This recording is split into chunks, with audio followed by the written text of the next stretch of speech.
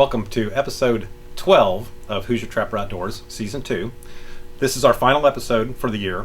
Presently, we are actually working and filming for the third season. We've been working on that. So anyways, this is our final episode. On this episode, we have Shawn Ross. He actually works here at Hoosier Trapper Supply as a taxidermist primarily, but he also is a trapper, which you'll see. And so if you call in on the phone, and he may be the one taking your order. If you come into the shop, he may be helping you out with your trapping supplies as well. So you can put a face with a name if you happen to talk to him on the phone. But we've got Shawn out on the trap line and trapping some fox and coyotes. So. All right, this was pretty interesting and quite neat thing to do, was to film some coyotes, and I really enjoyed doing it, and I'm glad Charlie and Hoosier Trapper let me put some of this film on there for you guys.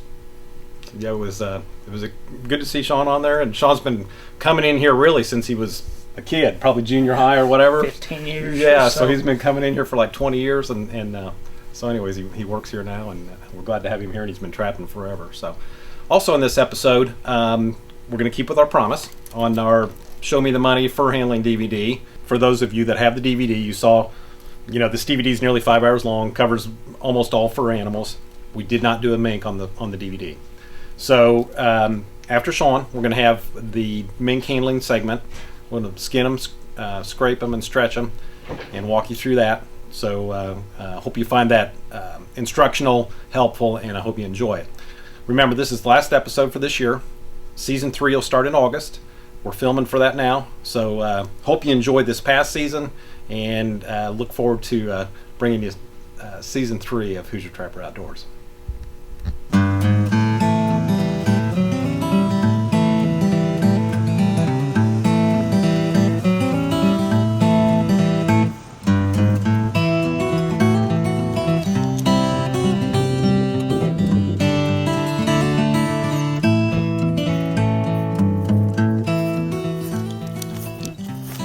Guys, we got us a nice coyote here. It's awesome. All right, we're gonna make us said I caught a fox in here and make it back to my standard dirt hole that I use, and we'll get her done. I'll let Tammy let you look at it and see what you think.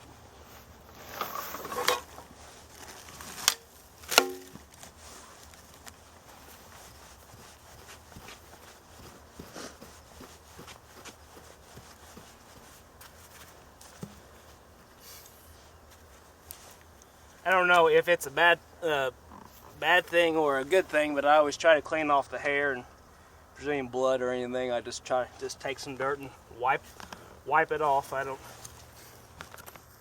know if it helps or hurts, but that is what I do. I use salt during the winter time because I ain't got no wax dirt at this point.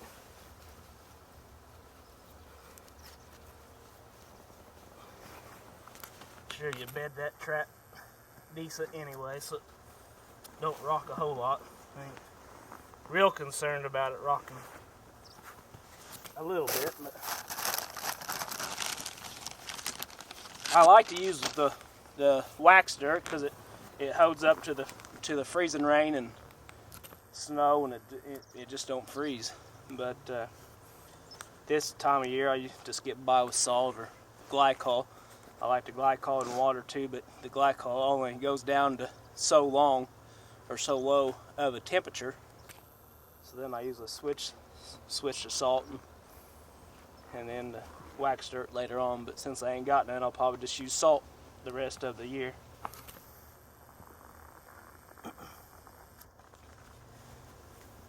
And if it really gets where I can't control it with salt, I will use some peat moss and put over it and layer it like that so that it stays unthawed.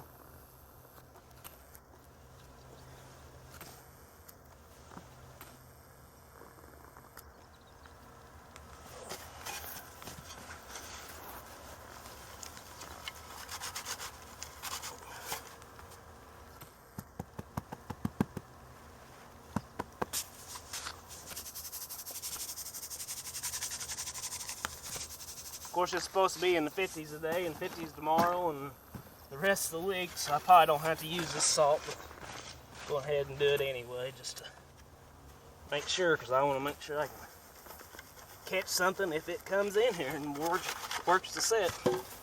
And you won't always have everything work the set how you want it to, so don't be afraid if you come back and there's tracks all over the pattern and all over your set. Matter of fact, I've had that for, a couple days ago I had that, and I just left it go and come back, and I'd actually caught that same fox, I'd say, down over the hill and a little ways there. But so this is the finished set, and you can let Tammy show you how it is.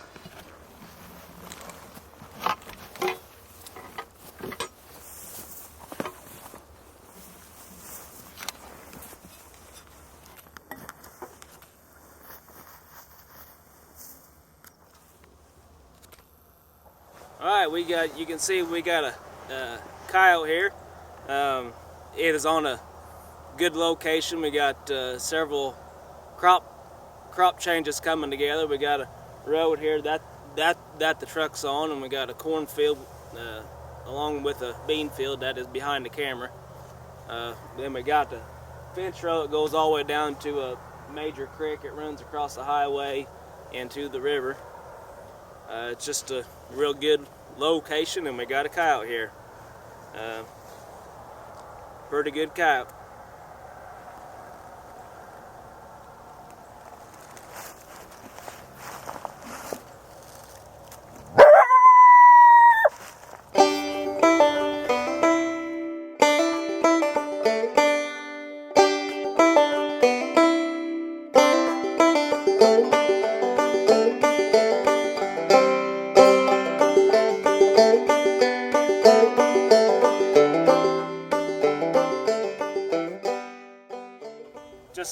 This is just a pup coyote on a good location. Again, it's on a crop change here, and they had an old corner of a fence here. It's another outside corner. It's just bottomlands. It's behind the camera is a railroad track and then a river. And listen, here's plumb full cockleburs. So that's where it come from, was from the river, just coming up this crop change here.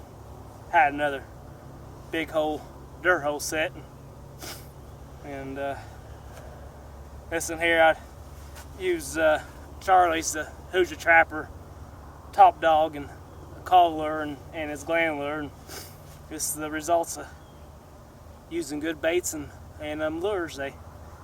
And a good location, they'll produce coyotes for you, or fox and coon. So I'll get this thing taken care of, and we'll head on down the road.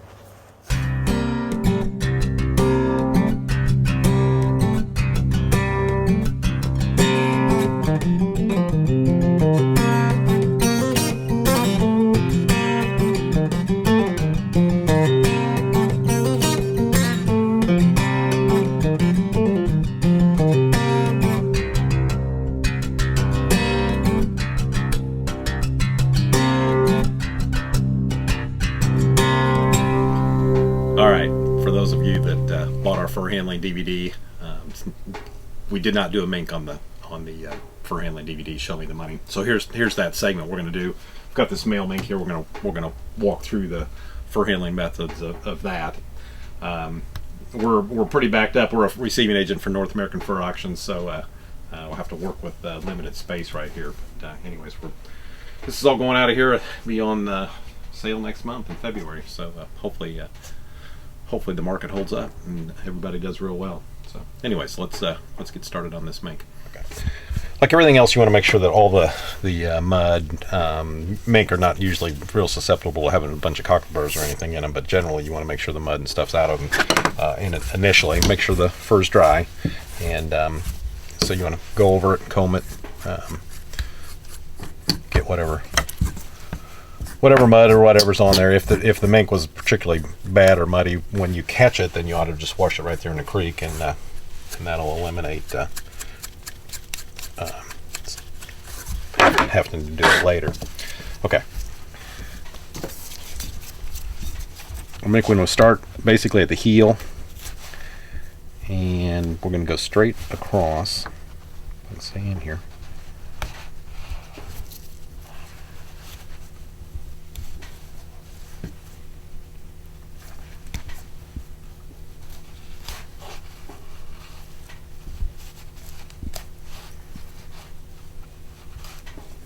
Like so. So basically we're going straight across like this. And then we're going to start skinning this down. I think that part got opened up. Okay. Sometimes when you've got animals that have a lot of fur on them, it's hard to see exactly where your incision is, so it just kind of comes by feel and practice. So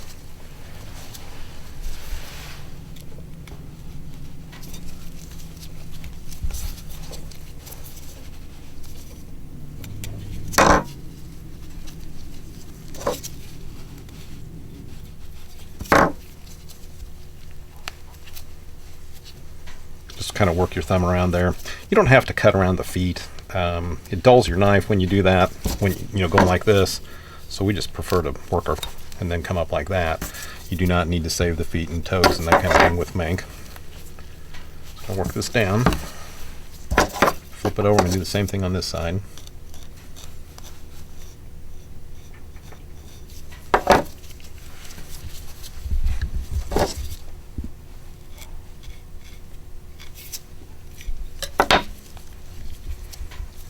Here again, we've kind of worked our way down on both sides. We're going to stick our knife under here.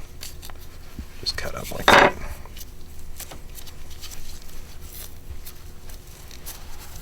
Pull this down. Now, we haven't made our incision up this way, so we're going to go around the testicles and around their butt. Now, mink, for those of you that don't know, have a big glands right here on the side of their anus vent, whatever you want to call it, and that's got a very distinct mink smell to it. So if you can avoid those, your shop won't smell like mink. If you hit them, your shop's going to smell like mink. And some people it bothers them, and some it's not so much. But anyways, they've got a very distinct smell, and you can see that gland right there. For those of you that make lure or whatever, that's a good gland to keep for anything from predator lures to, of course, mink lure. So it's a good thing to hold on to. So we're gonna just continue to work this down. We've cut around the vent there. We're gonna do the same thing on this side. Trying to keep this in view of the camera here and not go super fast so that you can see what we're doing. A lot of times, once you've done a lot of skinning and fur handling, this kind of stuff will come to second nature. Okay, so we've got that freed up. We're going to work this down. A lot of this now you can do with your fingers. Maybe not quite as much as a muskrat, but definitely you can do a lot of it with your hands and fingers. Now we've got the bone freed up like this. Just make sure you got no tendons from the skin to the bone. We're going to take a tail stripper. We're just going to go around the tail like that. Hold the carcass with your other hand and just pull against the carcass and just work that bone out of the tail. Just like that. That does take a little practice. If you pop a tail or two, it's not the end of the world, but once you get the hang of it, that is an invaluable tool. Now that tail needs to be opened up. It doesn't matter what animal that you have that's got fur on the tail does need to be opened up, so you want that opened up all the way down. Okay. Now on mink, there's a red membrane just like there is on muskrats. Well, like everything, but on mink it's important, if there's not fat underneath it, that it actually stays on the skin. We'll talk about that when we get to that point. So you want to try to keep that in place.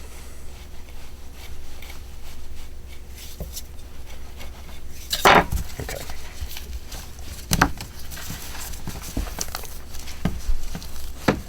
These you can hang them up and pull them if you want. I always find that they're small enough that they're just as easy to pull on a bench without hanging them up.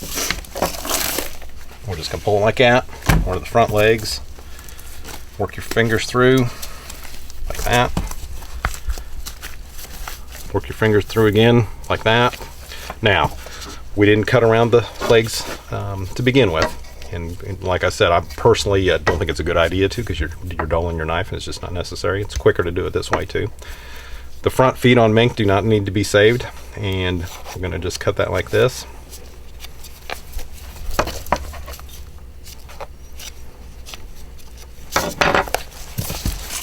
Going to pull on down. They've got a long neck.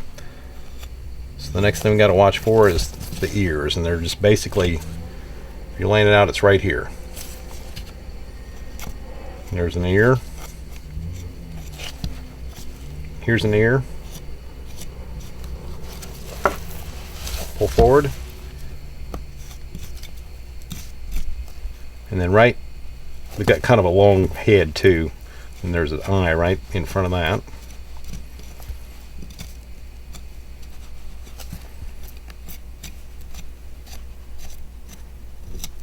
Same here. If you by chance open an eye hole up or enlarge an eye, it does not make any difference.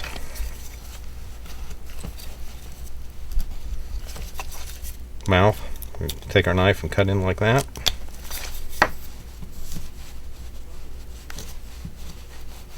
Here again, we're going to just work this down.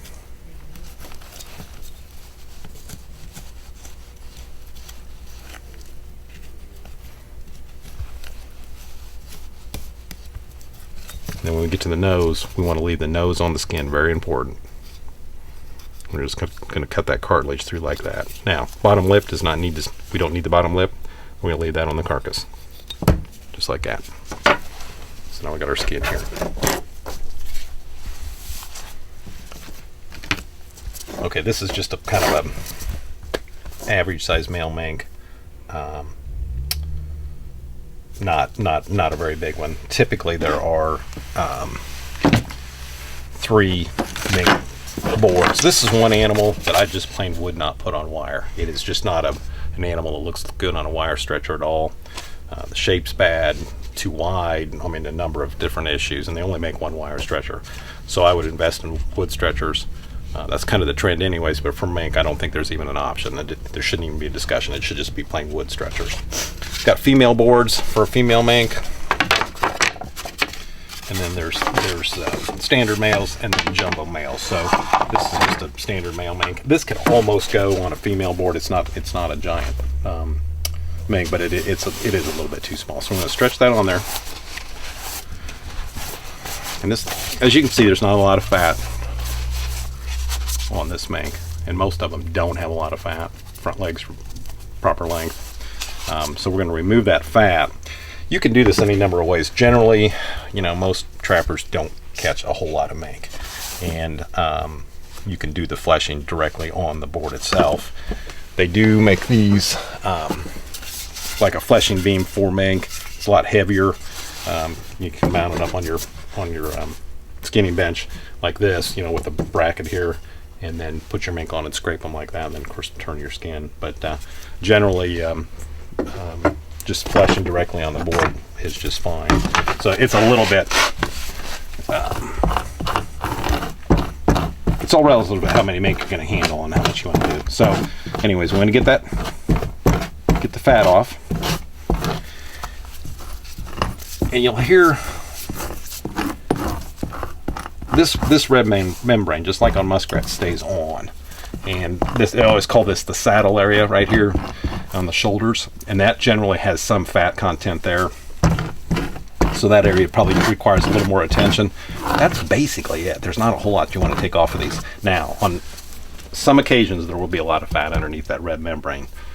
At that point, you want to remove the red membrane and get rid of the fat. But in general, you want to leave that red membrane on there if you can, because they'll take it off in the tanning process, but it actually makes the mink, the tanning actually go easier and doesn't expose the hair roots. Turn it over. Same thing here around the front legs.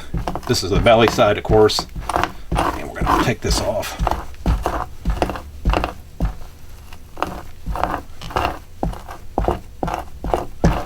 As you can see, this board, it's got a little more flex to it than, you know, like a heavier fleshing game would have.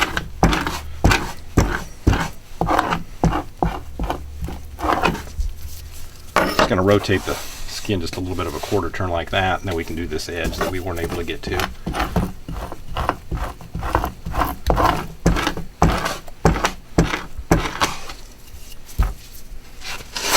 Flip it over and do the same thing.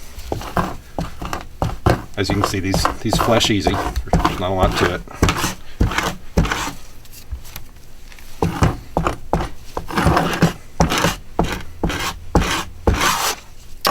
And that's it as far as fleshing. Now, we're going to realign the skin. Very important to have both eyes, both ears, tail in the center, symmetrical on the board. Flip it over. Legs are lined up and straight.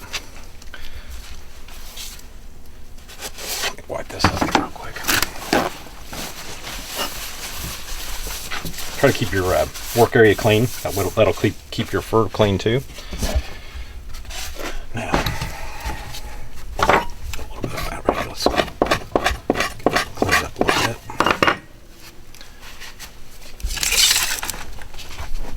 Okay.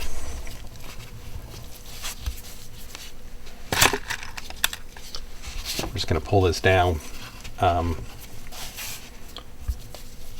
pin this in place, just for sake right now. It used to be, and there's people that still do this, and you're not going to get docked, but best case scenario, we're not going to do this. They'll put the legs on the belly side like you would on typically on most skins. The preference nowadays is actually to pull these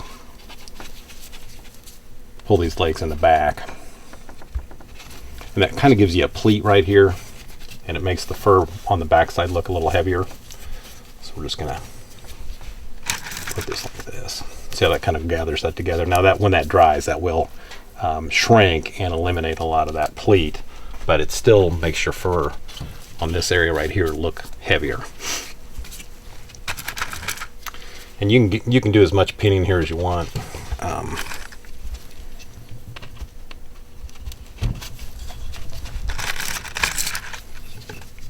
Now this tail, you can do any number of ways. You can sit here and pin it all wide open. You can get, just like the hardware cloth screen in the 1/8 inch or 1/4 inch size, and lay that on top of here and then just pin it down. A lot of people do that. Or you can just take a piece of cardboard, which will actually help absorb some of that fat and whatever moisture that you have coming off of this thing, and just pin this down with that like this. Very simple. Some people feel like, well, maybe it won't dry properly underneath that cardboard, but it does. It dries just fine. So, and you can actually pleat these tails a little bit. So in other words, you can come up like this, so the tail's not completely extended out. So, but if you use the cardboard, that is a little harder to do that, I think, because it's harder to keep it in place. If you push this tail up. So anyways, just something to consider when you're handling them and seeing where you're at. So got the tail down here, push this, and that's basically it right there. Then on the belly side, got this edge right here, pin this right here.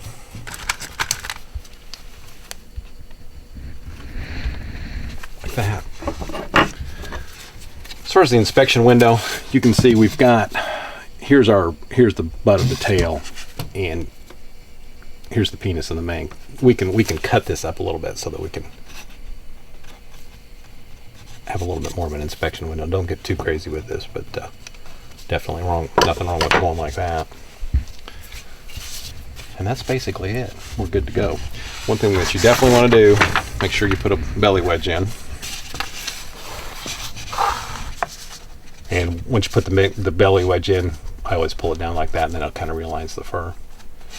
So when it dries, you pull this out, and that'll give you the slack of the skin, enough slack on the skin that you can get the mink off the board. Otherwise, it's really difficult to get the mink off the board. If by chance you do forget to put this in here, a lot of times you can put the whole thing in a freezer for about an hour or so, take it out, let it warm up a little bit, and that'll usually get you enough slack that you can get it off of there. But that is less than ideal because sometimes that doesn't work.